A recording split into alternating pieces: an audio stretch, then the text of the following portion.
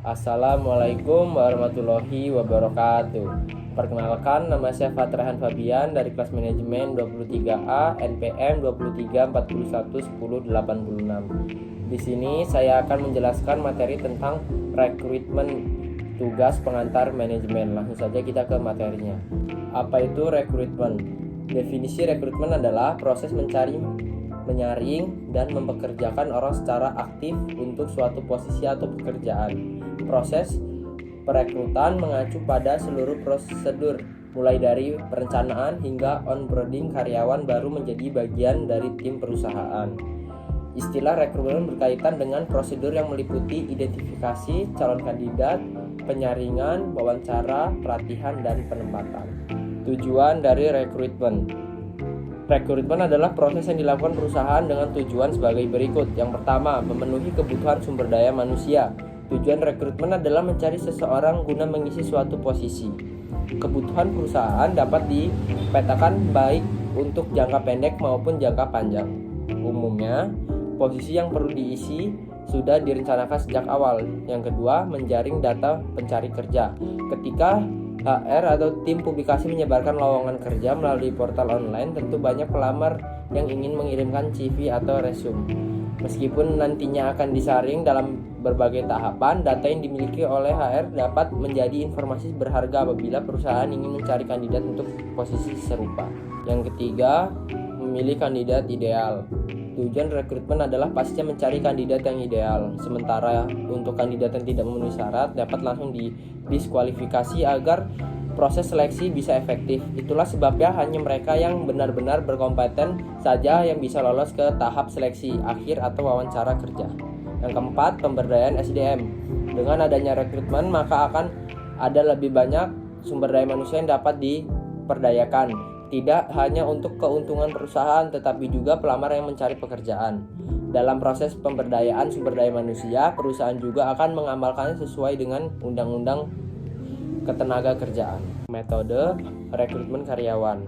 Di dalam praktiknya terdapat dua metode rekrutmen yang umum digunakan dalam perusahaan. Metode itu adalah metode terbuka dan tertutup. Berikut ini penjelasannya. Yang pertama, metode rekrutmen tertutup.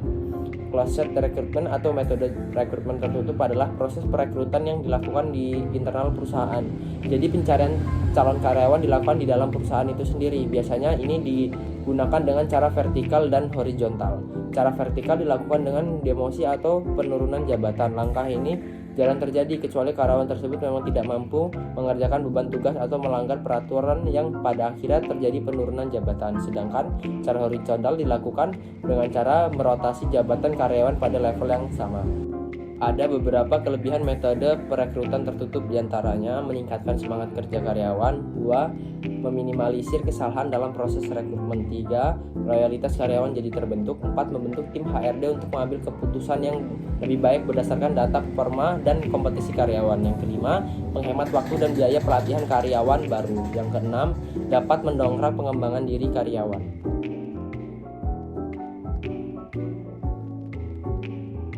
Metode perekrutan terbuka.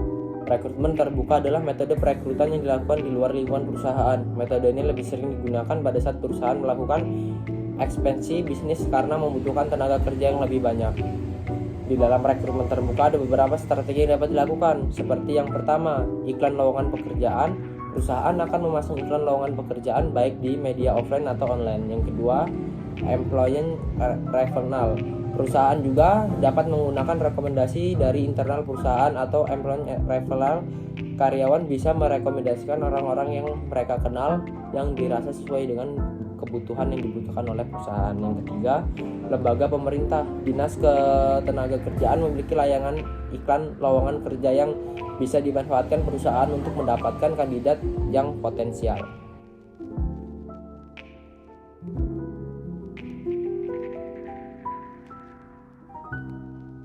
Proses rekrutmen dari awal hingga akhir. Yang pertama, 1. Mendata posisi perusahaan dan kebutuhan tenaga kerja. Tahap awal rekrutmen adalah mendata tenaga kerja yang diperlukan terlebih dahulu. Data ini mencakup jabatan, gaji, agensi, atau keperluan open rekrutmen ke perusahaan luar atau mutasi karyawan internal. Yang kedua, mengatur proses rekrutmen. Jika hasil analisis telah rampung, maka proses selanjutnya dalam rekrutmen adalah mengatur perekrutan. HRD dan tim rekrutmen bisa mengatur ingin mengumumkan informasi tentang lowongan pekerjaan tersebut di mana saja. Anda juga perlu menentukan alur rekrutmen seperti apa. Yang ketiga, memasang iklan dan distribusi informasi. Setelah selesai direncanakan, maka kini saatnya untuk mengeksekusi.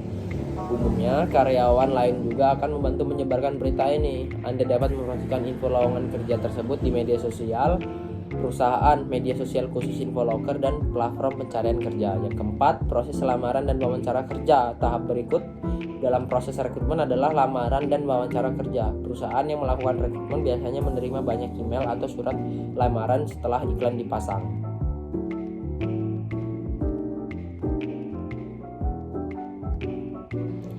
Sekian dari saya ucapkan terima kasih. Sampai bertemu di video selanjutnya.